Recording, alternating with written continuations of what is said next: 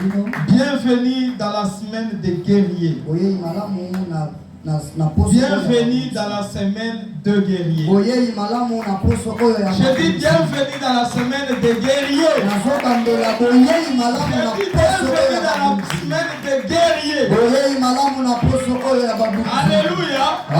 Si vous êtes là aujourd'hui, ça veut dire que vous êtes un guerrier. Ça veut dire que vous êtes un soldat. Et nous allons tout au long de cette semaine parler sur un thème, la guerre du répondant.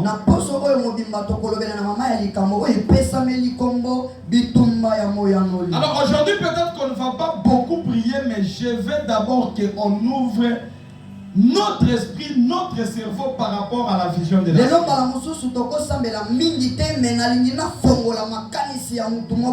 Alors d'entrée en jeu, je voudrais qu'on note ceci. Sur la terre, on n'obtient pas les choses de la même manière. Alléluia. Amen. Sur la terre, les hommes ne reçoivent pas les choses de la même manière. Alors la première voie pour obtenir les choses, c'est l'héritage. C'est ça? L'héritage. Donc quelque chose qui passe de père en fils. Alléluia. Amen. Ça s'appelle l'Iboula. C'est frère est compliqué, est-ce qu'on peut l'encourager avec des acclamations? Alléluia. L'héritage. Quand vous lisez Nombre chapitre 27, le verset 8 à 11, la Bible dit ceci, je ne saurais pas lire, mais je vous donne la pensée directement. Lorsque un homme mourra,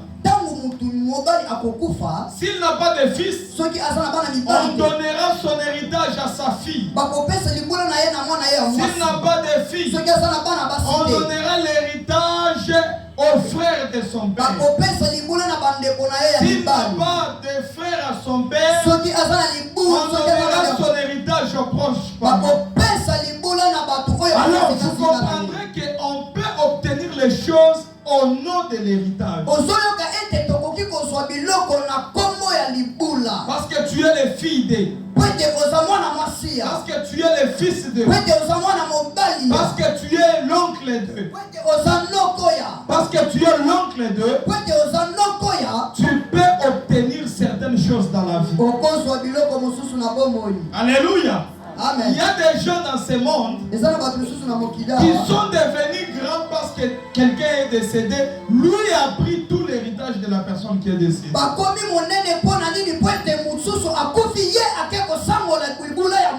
Alors je pose la première question. Est-ce que toi tu peux devenir grand aujourd'hui parce que ton papa est décédé et il t'a laissé l'héritage?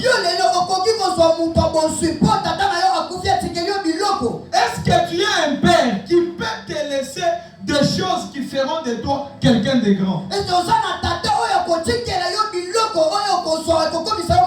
Mais je veux aussi ajouter une chose. L'héritage ne donne pas tout. Ne donne pas tout. Tu peux hériter les maisons. Tu peux hériter l'argent. Mais il y a les choses que l'héritage ne donne pas.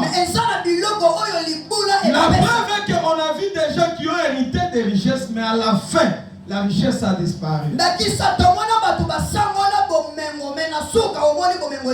Alléluia. Il y a des gens, leurs parents étaient riches. Et quand le père est décédé, même tous les biens ont disparu.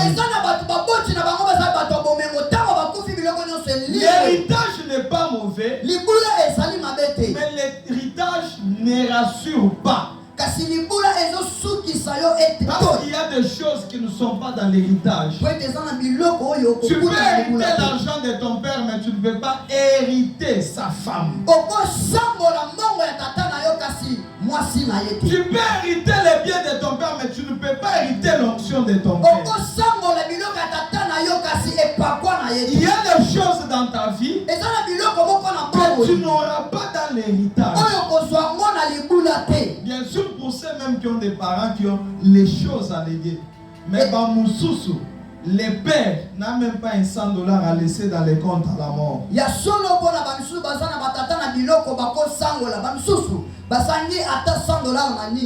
deuxième chose, on peut obtenir certaines choses par les connexions. Alléluia. 1 Samuel chapitre 10 verset 10. 1 Samuel chapitre 10 verset 10. La connexion c'est quoi? C'est qu'il y a certaines rencontres qui changent de vie. Alléluia. Amen. Il y a des rencontres. Quand tu croises quelqu'un, quelque chose se passe dans toi. Ici, lorsque nous lisons, nous trouvons Saül qui rencontre une troupe de prophètes en train de prophétiser. Et quand il croise les prophètes en train de prophétiser, l'Esprit de l'Éternel descend sur lui. Lui aussi commence à prophétiser. Alléluia. Alléluia. C'est pourquoi je veux dire, il y a des personnes qu'il faut rencontrer. Il y a des personnes, à tout prix il faut les rencontrer. Ces personnes-là, ils portent la puissance de Dieu en eux. Et puis ils peuvent vous communiquer quelque chose de Dieu. C'est pourquoi je déclare ce soir, à partir de maintenant, que Dieu te fasse rencontrer avec des personnes qui vont te bénir. Alléluia. Ne croise pas seulement les brigands. Comme cet homme de Jéricho. Comme cet homme qui a rencontré des brigands. On l'a frappé, on l'a dépouillé, on l'a laissé juste avec la vie. Alléluia. Mais pourquoi il n'a pas rencontré quelqu'un qui pouvait lui faire du bien? Je déclare et je prie dans ta vie. Dans cette semaine de guerrier, que Dieu enlève sur ton chemin toutes les mauvaises personnes. Je réponds, que Dieu enlève sur ton chemin toutes les mauvaises personnes. Tu vas croiser des gens qui vont te bénir au nom de Jésus. Tu vas croiser des gens qui vont te faire du bien au nom de Jésus. Alléluia. Il y a des personnes, si seulement tu les rencontres, tu sens que quelque chose a changé. Je ne parle pas d'abord de Dieu, je parle des hommes. Sur la terre ici, il y a des personnes qu'il faut rencontrer. S'il y a des personnes qu'il ne faut pas rencontrer, parce que ces personnes peuvent te laisser un mauvais esprit, parce que ces personnes peuvent te détruire, parce que ces personnes peuvent te désorienter. Si cette terre, il y a des personnes, quand tu la croises, il te dit à partir d'aujourd'hui, si tu as un problème, viens le dire. À partir d'aujourd'hui, si tu as un souci, dis-le-moi, je vais t'aider. Alors que Dieu mette de bonnes personnes sur ton chemin. Alléluia. Alléluia. Est-ce que tu peux faire ça? Est-ce que tu peux faire ça? Que Dieu enlève sur ton parcours les voleurs, les destructeurs, les déviateurs, les mauvaises personnes. Que Dieu enlève sur ton parcours Alléluia. Même les jeunes célibataires, il y a des hommes, quand tu les croises, même ta famille change. Alléluia. Vous vous imaginez, quand Esther est entrée au palais royal, il a sauvé toute sa nation. Vous vous imaginez, quand Joseph a rencontré Pharaon, tout son village est venu pour vivre avec lui. Rencontre des gens qui vont te bénir. Rencontre des personnes qui vont te bénir. Même au bureau, que les mauvaises personnes au bureau disparaissent. Même au marché, que les mauvaises personnes disparaissent. Tu vois des gens qui peuvent te dire, mais moi je peux te donner des marchandises et puis tu vas me payer quand on va acheter. Ou quelqu'un qui te dit, mon frère, donne-moi ton CV. Je peux te recommander quelque part. C'est possible. Trouve quelqu'un qui ne va pas seulement te demander de coucher avec toi, mais qui va te dire, montre-moi l'adresse de chez tes parents, je vais venir dans ta maison parce que je dois t'épouser. Quel est l'aventurier quitte ta vie et que quelqu'un vient changer ta vie dans le nom de Jésus-Christ. Alléluia. La troisième chose, c'est la grâce de Dieu. La grâce de Dieu. Est-ce que tu peux dire la grâce? Est-ce que tu peux dire la grâce? La grâce de Dieu, lorsqu'elle vient, elle ne tient pas compte de l'héritage, de la connexion, des critères. La grâce te donne des choses que tu ne mérites pas. Alléluia. La grâce, elle part au-delà des critères. C'est là où tu trouves une fille qui était prostituée toute sa vie. Elle vient à l'église aujourd'hui. Et puis on l'épouse demain. Et puis toi tu dis, mais moi ici je sers Dieu pendant 50 ans. Pourquoi on ne m'a pas épousé? Elle a peine arrivée, d'ailleurs elle était prostituée. Est-ce que tu peux dire la grâce? Est-ce que tu peux dire la grâce? La grâce. Je ne vais pas parler de la grâce aujourd'hui. Mais le quatrième moyen, c'est les combats. La lutte. La guerre. C'est quoi la guerre? Le sujet même de notre semaine. La guerre du répondant. Aujourd'hui, je vais parler d'abord de la guerre. La guerre est un conflit entre deux nations. C'est aussi une action d'un peuple qui attaque un autre peuple. Ou bien c'est une résistance à une agression.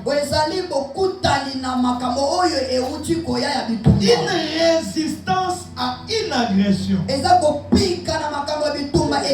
Alors nous comprendrons que la guerre prend deux volets. Le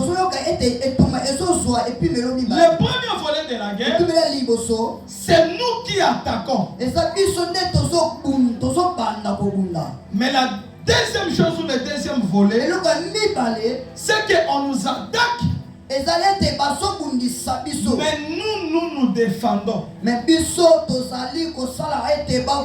Alléluia. Amen. La guerre a des niveaux. Soit nous nous attaquons, ou alors quand on nous attaque, nous nous défendons.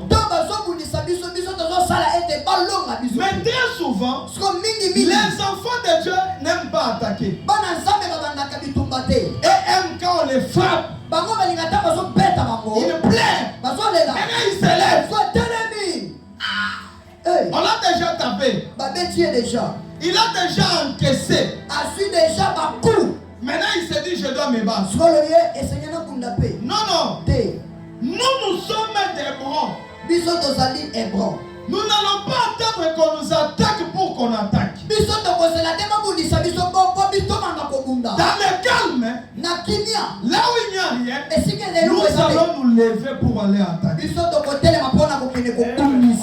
pas attendre que Baya n'aime. Mais c'est nous qui allons commencer la guerre. Quand je veux dire à quelqu'un, si tu as peur de la guerre, cherche une autre église. Je reprends. Si tu as peur de la guerre, va même chez nous, à notre ancienne église là. Tu seras calme. Tu vas prier en silence dans le calme. Mais ici chez nous c'est je brise, je libère les feux, j'attaque, je détruis, je renverse toute la puissance maléfique dans le nom de Jésus. Alléluia. Nous sommes des britons. Alléluia. Nous sommes des britons. On n'est pas des hommes de calme. Ici c'est le feu. l'église. Or, l'église doit prêcher la paix. C'est ça, oui. L'église doit prêcher la paix. Pourquoi l'église qui doit prêcher la paix donne un thème? La semaine des guerriers, la guerre du répondant. Qu'est-ce qu'il y a? C'est quoi la guerre avec l'église?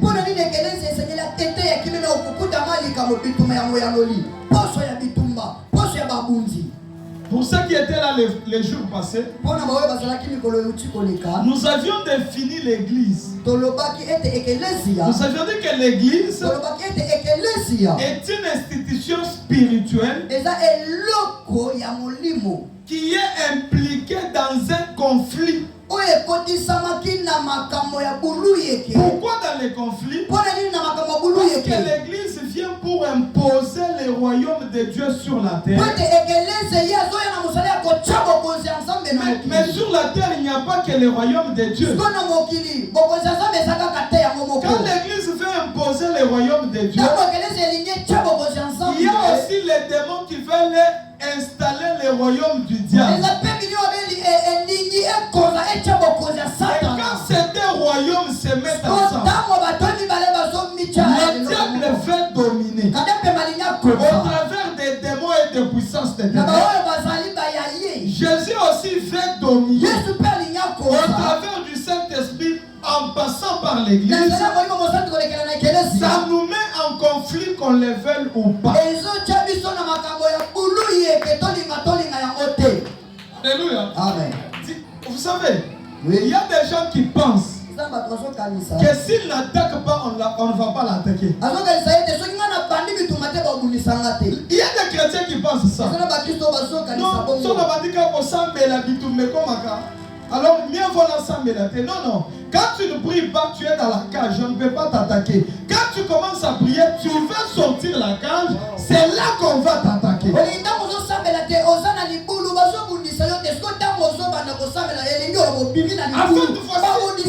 Voici la vraie image de la guerre. Si nous sommes les 24 à la veille de Noël, ou bien le 31 décembre à la veille du nouvel an, nous voyons des sortes de coqs. Alors il y a des coqs qu'on n'attaque pas. Vous savez pourquoi on ne les attaque pas? Parce qu'on a déjà mis ça dans les cages, ça ne peut plus fuir, on ne peut pas les suivre. On a pris les coqs, on l'a déjà mis quelque part, on a fermé. Pourquoi on doit les poursuivre? Au contraire, on va même lui ajouter la nourriture pour qu'il devienne gros, afin de bien manger les autres. Mais si vous voyez on pourchasse un coq, comprenez que la personne qui pourchasse n'est pas sûre de manger ces coqs-là demain. C'est pourquoi il va commencer à les suivre. Maintenant, les coqs qu'on donne la nourriture vont penser qu'il est bien, il est erré. Or, on est déjà sûr qu'il va mourir. Maintenant, celui qu'on pourchasse va dire, mais pourquoi on me pourchasse moi? Pourquoi on ne peut pas pourchasser l'autre? Toi, on te pourchasse parce qu'on ne t'a pas encore eu. Ainsi, je parle dans ta vie. On va te pourchasser, mais on ne va pas t'atteindre. On va te pourchasser, mais on ne va pas t'atteindre. On va pourchasser tes enfants, on ne va pas les atteindre. Pendant que je parle, je vois quelqu'un qui a des enfants. Les enfants lui ont dit, maman, prie pour moi. Alléluia. Amen. Je suis en train de voir un enfant qui appelle sa mère et en train de lui dire, maman, prie pour moi. Ainsi parle l'Éternel. Quand vous allez prier pour les enfants, aucune puissance ne va les toucher. On va les pourchasser, on ne va pas les toucher. Est-ce que tu peux me donner un amen? Alléluia. Alléluia. On va vous pourchasser. On ne va pas les atteindre. Alléluia. L'église est dans un conflit. Satan sait qu'il ne nous a pas nous. Il sait qu'il ne nous a pas. C'est pourquoi il nous combat. Ceux qui sont sous la main du Satan, ils vivent la paix plus que vous. Alléluia. Parfois, il faut éviter certaines paix. Toi, tu n'as pas de menaces, tu n'as pas d'attaque. Celui qui ne croise pas le diable marche avec lui. Je reprends. Celui qui ne rencontre pas le diable, il est son ami.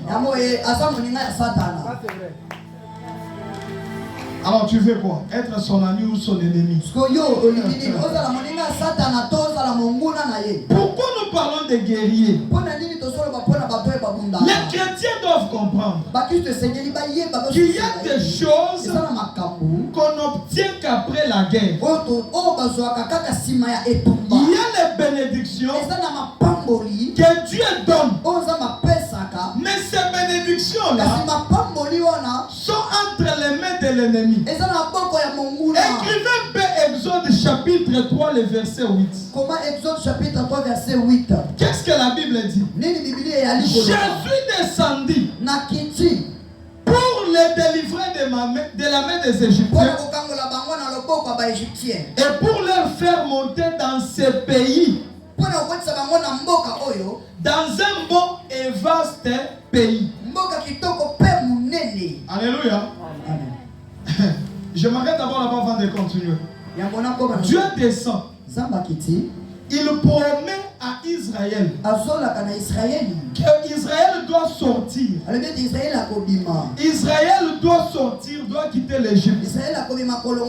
Pour aller où? Pour aller dans un pays. La Bible dit un bon et vaste pays.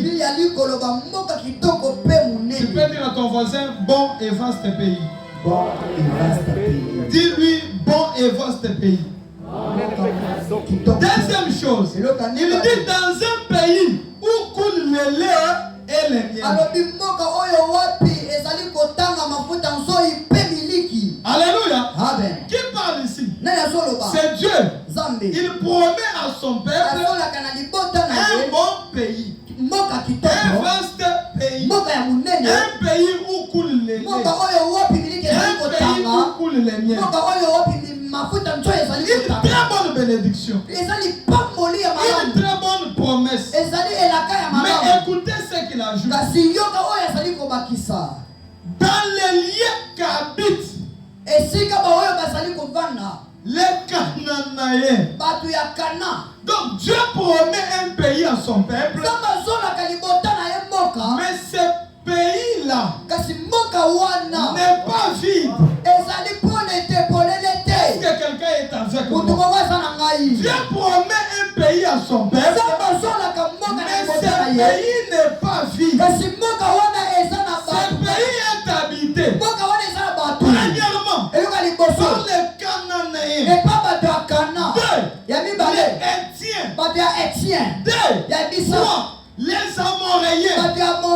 4. Les Phérésiens. 5. Les Éviens. 6. Les Jébusiens. Mais Seigneur, tu veux me donner un pays. Tu as créé un grand monde. Pourquoi tu ne me donnes pas un pays vide? Je pars seulement et puis je m'assois. Tu me fais une promesse. Mais ce que tu me promets est entre les mains des ennemis. Qu'est-ce que Dieu veut?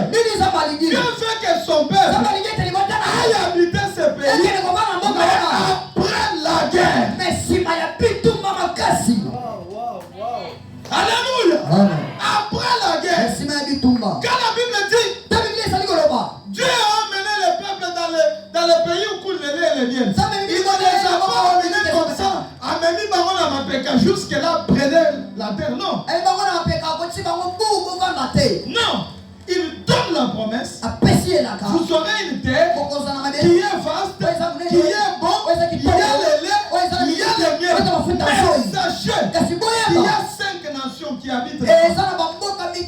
Si vous voulez entrer, la guerre. Je vais dire à l'église, quand Dieu te promet, prenez un exemple. Que Dieu te promet, il dit toi, tu seras président de la République. Est-ce que il n'y a pas un président dans ce pays? Alléluia. Amen. Alléluia. Amen. Jésus, on a prophétisé Fachi par des prophètes avant les élections. On lui a dit tu seras le président de la RDC. Pendant ce temps, JKK était au pouvoir. Non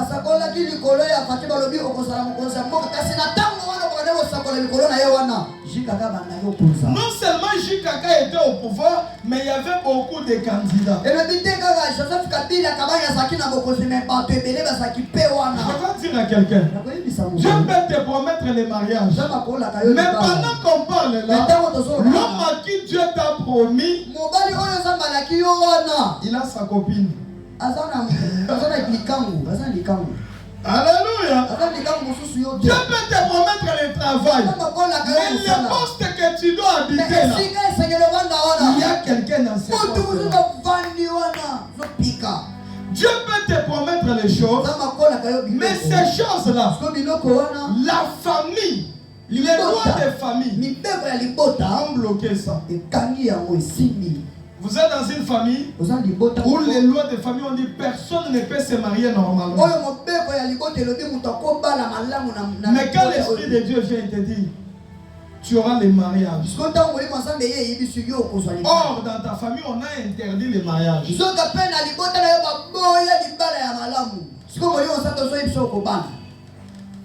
Ça veut dire quoi? Ça veut dire que Dieu veut que tu combattes les lois qui sont contre les mariages pour que tu entres dans les mariages.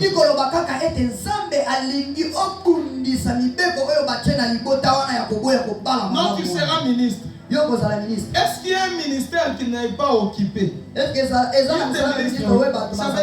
dire qu'il faudra qu'on enlève un ministre et puis qu'on te mette toi.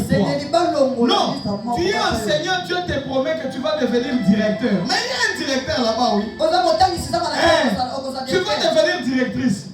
Ça veut dire qu'à un moment donné, la promesse de Dieu, c'est un appel au combat, à la guerre. Alléluia. Amen.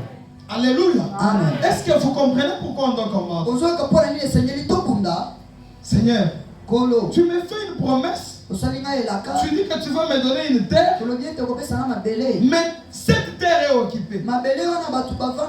Alors quand Israël approche, Israël ne doit pas venir, oh, les Jabousiens, les Hétiens, les Cananéens, vous voyez, Dieu nous avait promis cette terre, nous sommes venus vraiment quitter, hein? Nous allons entrer.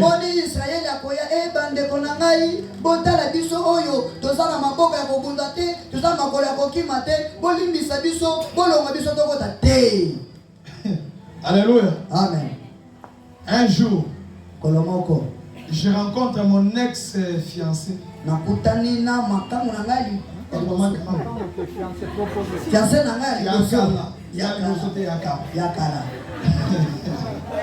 Un jour, je rencontre mon ex-fiancée. À l'époque, elle n'était pas ma fiancée, elle était fiancée à quelqu'un d'autre. Alléluia. Amen. Et puis, ils étaient habillés en blanc, tous deux. Les garçons étaient habillés en blanc. La fille en blanc. Quand je les croise, je salue le monsieur, je le connaissais, il me présente sa fiancée. Mais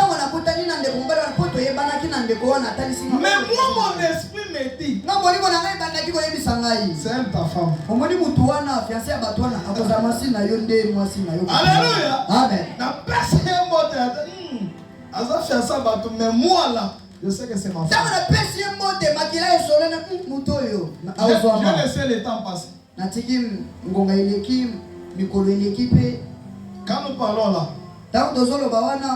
se sont séparés. Se sont séparés. Et puis moi je l'ai épousé. Et puis j'ai avec elle maintenant 4 enfants. Donc Dieu peut te donner quelque chose qui est occupé par quelqu'un d'autre. Maintenant, il faut que celui qui l'occupe abandonne ça. Il faut que celui qui l'occupe puisse dégager ça.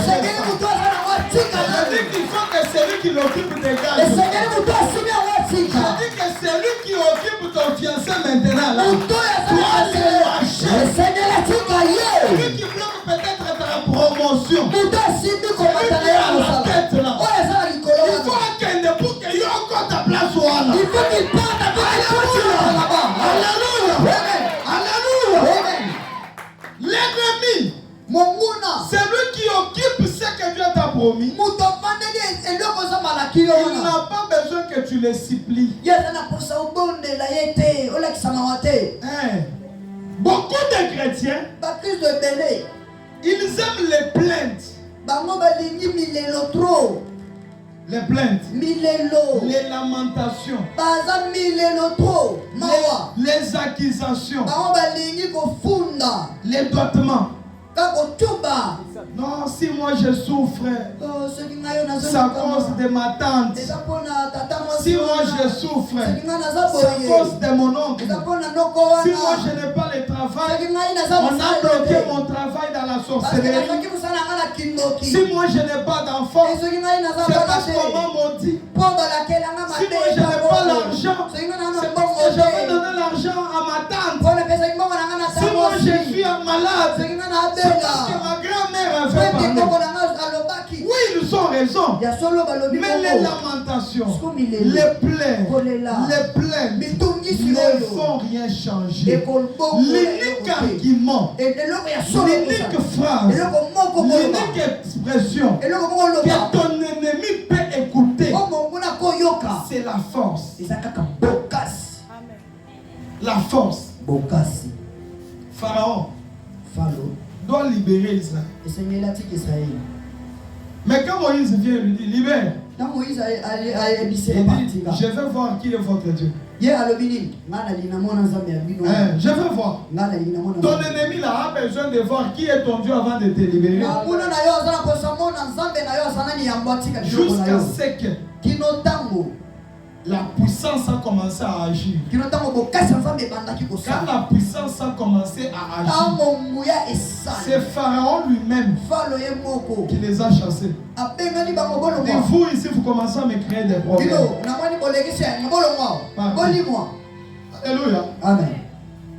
Quand Pierre était en prison, l'église ne s'est pas lamentée. L'église a fait les combats en prière. Et puis les chaînes se sont brisées. Pierre est sorti. Pourquoi maintenant nous, l'église d'aujourd'hui, nous aimons nous lamenter? Les choses que nous cherchons là, elles sont là. Mais elles sont dans la main de quelqu'un. Cette main-là doit se couper ce soir. Alléluia. Amen. La main qui garde ce que toi tu dois avoir. L'église, nous sommes encore sur la terre. Et sur la terre, c'est la guerre contre la guerre. Alléluia. Amen. C'est la guerre. Si vous ne vous battez pas, ça ne marchera pas. Apocalypse chapitre 12. Verset 7. Qu'est-ce que la Bible dit? Il y a guerre au ciel. Non, mais c'est compliqué. Israël. Il y a guerre au ciel. La guerre a commencé où? Au ciel. Alors qui est au ciel? C'est Dieu. Il est assis dans son trône. Ce trône-là est encerclé par un arc-en-ciel. Ce trône-là a devant lui 7 lampes qui sont les 7 esprits de Dieu. Ce trône-là est entouré de 4 êtres vivants. Ce trône-là est encerclé par 24 vieillards. Cet trône-là a beaucoup de choses. Mais malgré les trônes des dieux, les diables, les dragons, il s'est quand même levé pour faire la guerre. Maintenant, je te pose la question. Si les dragons peuvent commencer la guerre au ciel, que dire de la terre?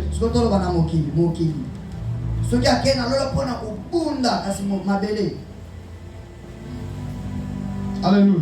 Amen. Vous savez, Oui. si chacun de nous pouvait avoir ce qu'il rêvait dans son enfance,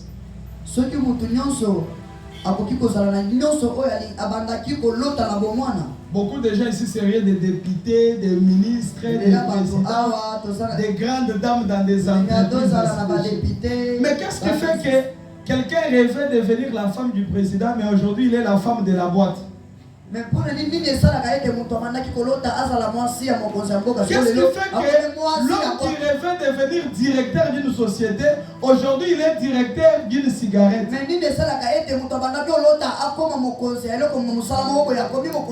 Qu'est-ce qui fait ça? La puissance maléfique. Alléluia. Amen. Je vais terminer pour conclure. Vous savez, oui. Ce n'est pas que les gens n'ont pas la volonté d'avoir les choses. Ce n'est pas que les gens ne sont pas intelligents. Ce n'est pas que les gens ne se battent pas. Ce n'est pas que les gens ne luttent pas. Il y a des personnes intelligentes. Il y a des personnes qui travaillent dur. Mais malgré leurs efforts, rien ne marche. Ils sont intelligents. Ils ne trouvent pas du travail. Ils ont des diplômes. Mais ils sont méprisés dans la société. Des femmes qui sont belles, il n'y a personne qui les remarque. Des femmes qui sont disponibles pour les mariages, mais personne ne sait les voir comme telles. Les hommes qui sont bien forts, c'est compliqué. Alléluia. Et la personne elle-même se pose la question. Moi ici, qu'est-ce que je n'ai pas? Pourquoi on ne m'engage pas? Qu'est-ce que je n'ai pas? Pourquoi je n'arrive pas à faire ceci? Alléluia. Des gens qui vont dans des hôpitaux, ils font des examens, il n'y a aucune maladie. Mais l'enfant ne vient pas. Qu'est-ce qui se passe? Les puissances sont bloquées. Et dans Ephésiens chapitre 6, le verset 12, la Bible dit, nous n'avons pas à lutter contre la chair et le sang, mais nous devons lutter contre les principautés, contre les dominations, contre les puissances des ténèbres. Voilà pourquoi cette semaine, on ne vient pas ici pour jouer. Nous venons ici pour combattre. Alléluia. Est-ce qu'il y a quelqu'un qui a la foi? Est-ce qu'il y a quelqu'un qui a la foi? Est-ce qu'il y a quelqu'un qui a la foi? Alors voici ce que ta foi doit te dire. Ta foi doit te dire, ce que Dieu m'a promis est dans les mains de quelqu'un. Mais c'est quelqu'un-là, ce soir, il doit abandonner. Il doit lâcher ça. Alléluia. Est-ce qu'on peut acclamer très fort pour la gloire de Dieu? Acclame très fort pour la gloire de Dieu. Acclame bien, comme un guerrier. Acclame bien comme un guerrier. Acclame bien comme un guerrier. Est-ce que tu peux acclamer comme un guerrier? Alléluia. Il nous reste